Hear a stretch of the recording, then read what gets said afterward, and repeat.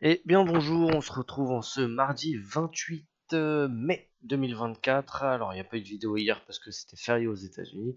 Les indices étaient ouverts, mais les actions qui composaient l'indice étaient fermées, donc bon, il n'y avait pas grand intérêt.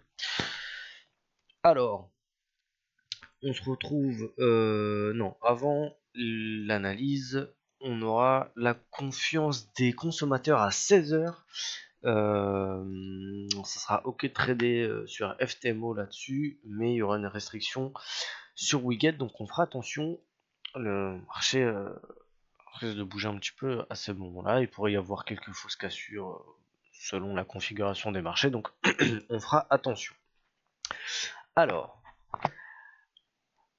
l'analyse du Dow Jones. En daily, on est dans les moyennes mobiles vertes, on est juste en dessous de la moyenne mobile 20, on a clôturé sous le 61,8.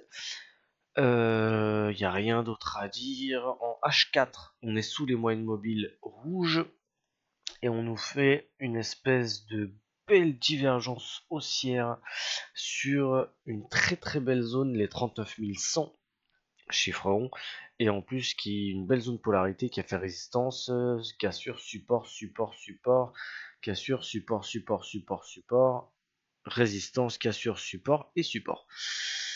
Donc c'est quand même une très belle zone, on est quand même un petit peu en dessous des 61,8, c'est un peu relou, mais on a validé la divergence parce qu'on a cassé le bruit. Le bruit qui était à 27, bruit super bas. Et le bruit nous donnerait, enfin l'objectif de la div, pardon, nous donnerait 39 650, ce qui est une zone assez travaillée sur le Dow Jones. Donc plutôt cool. On avait une bulle en H4 il y a très longtemps, mais c'était pas le plus bas du mouvement, je crois qu'on en avait déjà parlé. C'est tout ce qu'il y a à dire sur le H4. En H1, on est dans les moyennes mobiles rouges et qui sont quand même plutôt plates, et on est grosso modo dans un espèce de petit range entre les 39 100 et le 61,8 de Fibo, qui est les 39 250. Donc en gros pour les plans, on va attendre parce que j'ai pas envie de shorter là tout de suite, alors que j'ai une belle zone polarité sous les fesses. Donc on shortera uniquement si on casse cette zone là. Dans le cas où on la casse pas, on vient chercher, on est en setup de retournement, je peux payer là-dedans, parce que c'est une zone qui est fort support, et donc je peux, enfin, probabilité avec moi, pour que c'est pas du tout français, il y a beaucoup de probabilités que ça rebondisse si on vient chercher cette zone. Et en cas de cassure des plus hauts, je peux payer. Alors ça sera pas sur un setup dans le flux, parce qu'on c'est pas, enfin on sera au-dessus des moyennes mobiles mais qui seront rouges, donc on sera pas au-dessus des moyennes mobiles vertes, donc je pourrais pas payer un OPR là-dedans par exemple. Mais voilà, peut-être travailler une espèce d'achat sur un setup de retournement très court terme, dans l'espèce de sillon de la div H4, pourquoi pas. Du côté du Nasdaq, c'est un peu plus propre. On est très très haussier, largement au-dessus des moyennes mobiles. On est à des niveaux stratosphériques, très très proche des nouvelles ATH. On est, oui, il y avait rien d'autre à dire, pardon. C'était pour ça que j'ai passé très très vite sur le daily. En H4, on est largement au-dessus des moyennes mobiles vertes. On a tracé cette petite fourchette d'Andrews pour nous donner des repères de enfin plus haut que les ATH.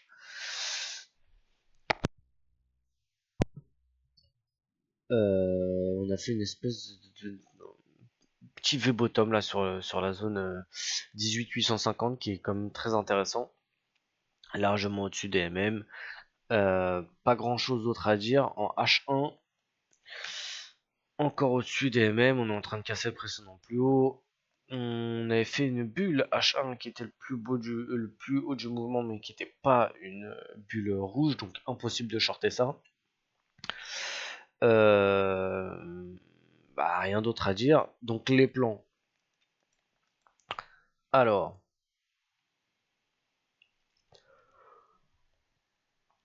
on est pile ici. Ok, la zone des 61,8, je vous montre. Alors, du 970. Merde, c'était pas ça que je voulais. 970. 970, hop. Au niveau du ratio, on a un ratio, combien ça nous fait ça? Ça nous fait 45. Ça nous donne pile un 2 sur les ATH. Donc, on est ici tout de suite, on a un opère par exemple ici, on casse son pullback, je peux payer. Après, si une petite correction, j'aime bien l'idée de, on a fait résistance, résistance, cassure, support, et en plus c'était la convergence avec c'est pas la médiane ça, mais c'est voilà, les 50% de la médiane de, voilà, les 25% de la fourchette d'Andrews quoi. J'aime bien l'idée de payer là-dessus. On n'a pas de setup de short là-dedans parce qu'on est ultra haussier que pourquoi on voudrait shorter une hausse. Vu que j'ai la fourchette d'Andrews, si j'ai un OPR un petit peu là-dedans, un petit peu au-dessus, et bah je peux payer pour aller chercher la médiane de fourchette d'Andrews, pourquoi pas. Je serai un petit peu frileux, mais on essaiera de forcer d'être systématique parce que si on reste sur les ATH pendant encore quelques mois, bah, on risque de manger des pâtes. Donc on saura être systématique et de pas avoir peur de payer pas un potentiel plus haut, parce qu'en ATH c'est pas un potentiel plus haut, mais voilà, on n'aura pas peur de payer un potentiel obstacle, parce que c'est pas un obstacle. Voilà, et bah c'est tout. Je vous souhaite une très très bonne journée, une très très bonne séance de trading à tous, et je vous dis à ce soir peut-être pour le débrief si jamais j'ai pris un trade. Salut à tous.